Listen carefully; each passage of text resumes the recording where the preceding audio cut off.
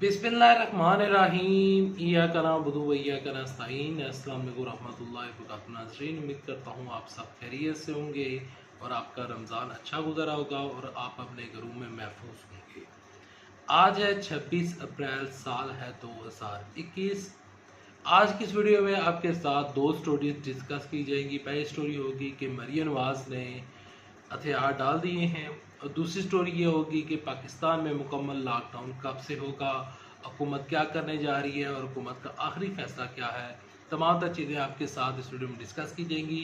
लेकिन तमाम तर चीज़ें डिस्कस करने से पहले, आगे बढ़ने से पहले कमेंट सेक्शन में लिखते पाकिस्तान जिंदाबाद। मज़ीद आगे बढ़ने से पहले आप सबसे गुजारिश है कि अगर आपको ये वीडियो अच्छी लगती है तो इस वीडियो को लाइक कर लीजिएगा, चैनल सब्सक्राइब कर लीजिएगा, साल लगे नोटिफिकेशन बेल दबा दीजिएगा ताकि जो आने वाले वीडियोस हैं आप उनको मिस ना कर सकें। सबसे पहले मैं यहाँ पर आपको दो स्क्रीनशॉट दिखाना चाहता हूँ। जिस दो स्क्रीनशॉट में मैंने आपको कुछ टाइम पहले वीडियोस बनाकर दी थी और उसमें मैंने बताया था कि अगले जो 72 घंटे हैं उनमें क्या होने जा रहा है। मैंने आपको बताया था कि पाकिस्तान में और जो जितना भी पाकिस्तान की जो सियासत है उसमें सियासी ज़लज़ला आ चुका है और मरियम नवाज शरीफ साहब एक दफ़ा फिर मुतहर्रिक हो चुकी हैं। मरियम नवाज शरीफ का एक इंटरव्यू बहुत ज़्यादा वायरल हो रहा है और उस इंटरव्यू में जो उन्होंने बात की उससे साफ अंदाज़ा हो जाता है कि मरियम नवाज शरीफ ने बिल्कुल ही हथियार डाल दिए हैं। हथियार डालने की वजह क्या है, मरियम नवाज शरीफ ने क्यों क्या बात की और उस बात में कितनी वजन है, तमाम तर चीज़ें मैं आगे चलकर डिस्कस करूँगा। लेकिन सबसे पहले मैं आपको बताना चाहता हूँ कि मरियम नवाज ने आखिर क्या कहा क्या है। मरियम नवाज शरीफ ने इंटरव्यू देते हुए कहा है कि हम चाहते हैं, हम नहीं चाहते कि इमरान खान साहब की जो हुकूमत है और इमरान खान साहब जो हैं वो सियासी शहीद बन जाए। ये हुकूमत सिर्फ 1 मिनट की मार है। हम इस हुकूमत को 1 मिनट में गिरा सकते हैं लेकिन हम गिराएंगे नहीं।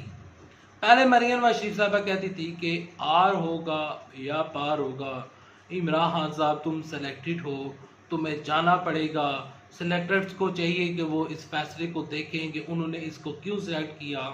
मरियम नवाज शरीफ साहबा हर जगह पर कभी 11 मार्च को आर होगा या पार होगा, 11 फरवरी हो, 14 फरवरी हो, 15 फरवरी हो, हर दिन डेट्स देती रही मरियम नवाज शरीफ साहबा। ना आर हुआ ना पार हुआ।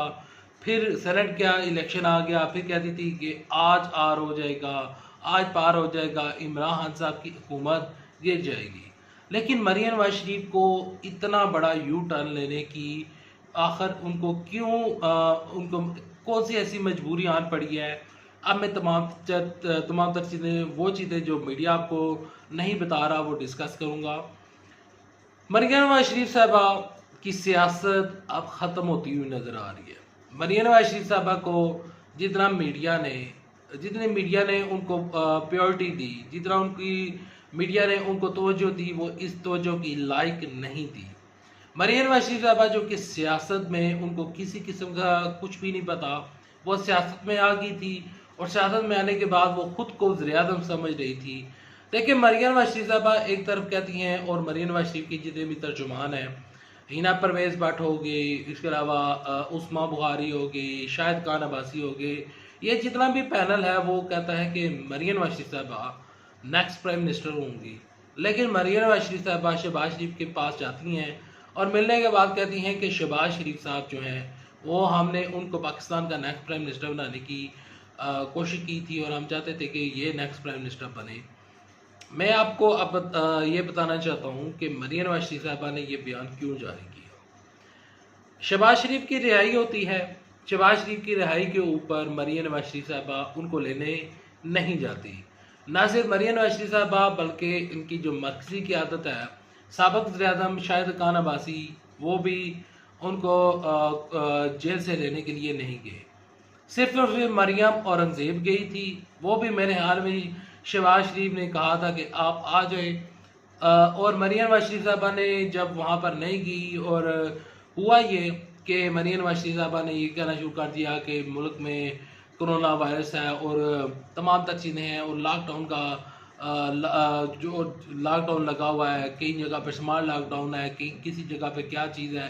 तो मरियम नवाज साहबा ने उस टाइम कोरोना का बहाना बना दिया। एक तरफ तो ये कहती थी कि इमरान खान साहब ने ये कोरोना फैलाया है, और दूसरी जानब मरियम नवाज साहबा कहती हैं कि पाकिस्तान में कोरोना है और इस वजह से हमने जो मेरी कराची में जो NA-249 की मेरी जो जितनी भी कंपेन्स थी वो मैंने रोक दिया है, क्योंकि मुल्क में कोरोना के केसेस बढ़ रहे हैं। शहबाज शरीफ ने आते साथ ही मरियम नवाज शरीफ को उठाकर जिस तरह मक्खन से बाल निकाल कर बाहर फेंकते हैं, इसी तरह शहबाज शरीफ ने उठाकर मरियम नवाज शरीफ को बाहर फेंक दिया है। और मरियम नवाज शरीफ साहबा को कहा गया है कि आप गलत साइड के ऊपर जा रही हैं, आप ये गलत साइड पर मत जाएं, क्योंकि आप अदारों के खिलाफ बयान दे रही हैं।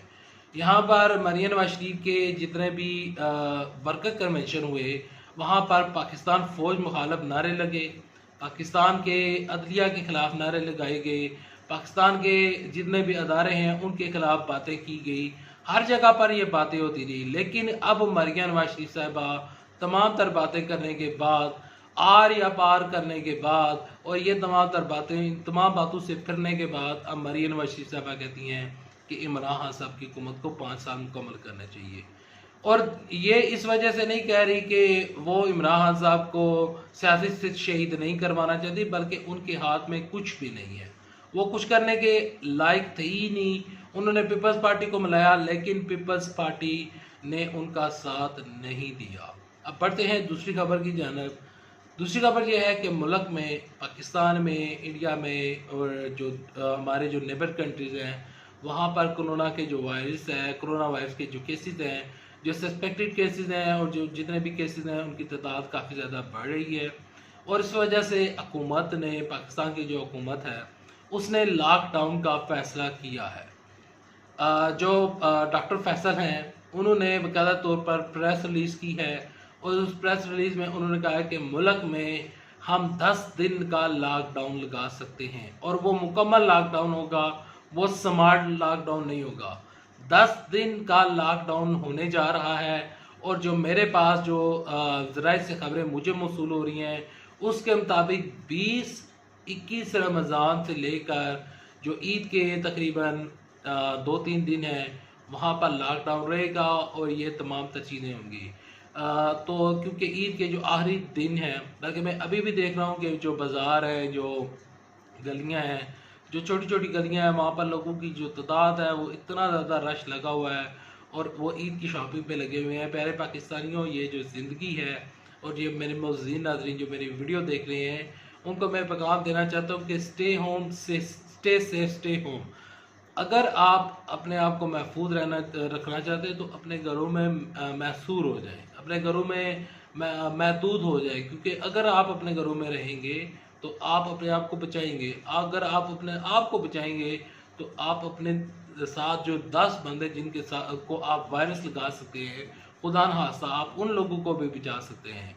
तो प्यारे पाकिस्तानियों, जो मेरे पास खबरें हैं, प्यारे मेरे नाजरीन जो हैं, मेरे पास जो खबरें हैं, जो मेरे ज़राए तक खबरें पहुँची, उसके मुताबिक 20-21 रमज़ान के बाद पाकिस्तान में 10 दिन का लॉकडाउन लगेगा, और ये तमाम तर सिचुएशन होगी। अपने आप को महफूज रखें, ये पैगाम दोस्तों तक पहुँचाएँ और अपने फैमिली मेम्बर्स हैं उन तक पहुँचाएँ।